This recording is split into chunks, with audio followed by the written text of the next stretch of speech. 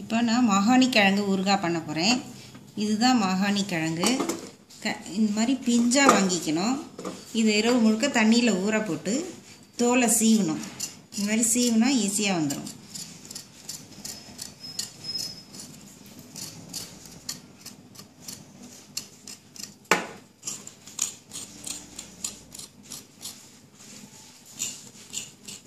நன்னாரி வேறு தான். பிளேன்ஸில் விளையும் போது மெல்லிஸாக வேராக இருக்கும். இது மலைப்பகுதியில் விளையும் போது இந்த மாதிரி மொத்தமாக இருக்கும். மலைப்பகுதியில் விளையிறதுனால இது மாகாணி கிழங்கு. இதை ஊறுகாய் போடுறோம். இந்த மாதிரி தோலை சீவிக்கணும்.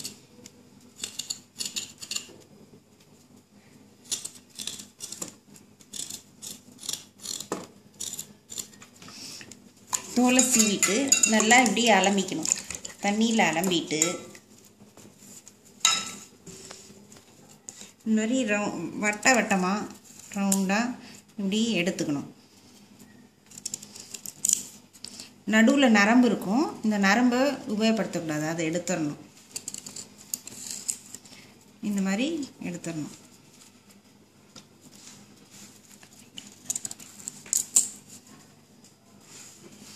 இந்த மாதிரி வட்டமாக நறுக்கிக்கணும்.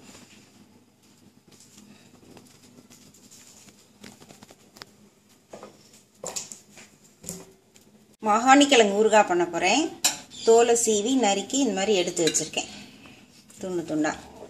அதுக்கு நல்ல புளிச்ச மோர், உப்பு, சிறிது மஞ்சப்பொடி, 1 ஸ்பூன் கடுகு, 6 சிகப்பு மிளகாய் ஊற வச்சுருக்கேன்.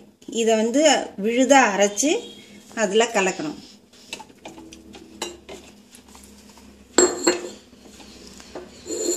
இதில் போடுறேன்.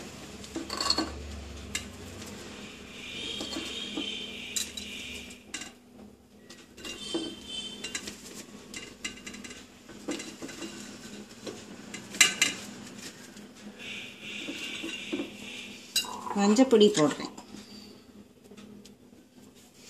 உப்பு போடுறேன். இதுக்கு தேவையான அளவு உப்பு போடணும்.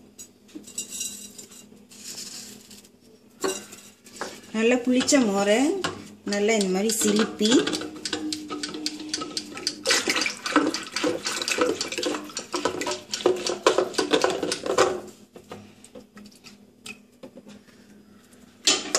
இதில் விடணும்.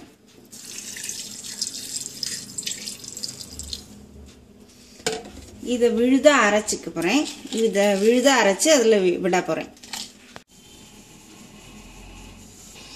மிளகாயும் கடுகையும் அரைச்சிட்டேன். இப்போ அதில் கொட்ட போகிறேன்.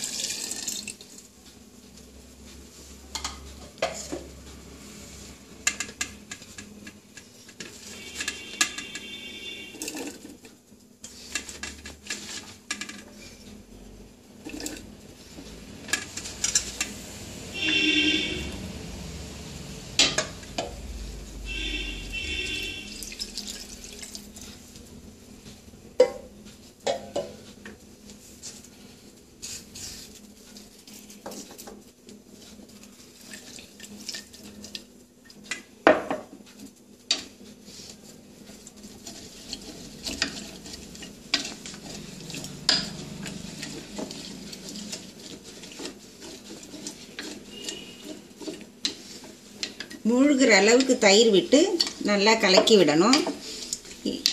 இது ஒரு 10 நாள் நல்லா ஊறணும். ஊறினதுக்கப்புறம் எடுத்து சாப்பிடலாம். மாகாணி கிழங்கு மோர் ஊறுகாய் ரெடி.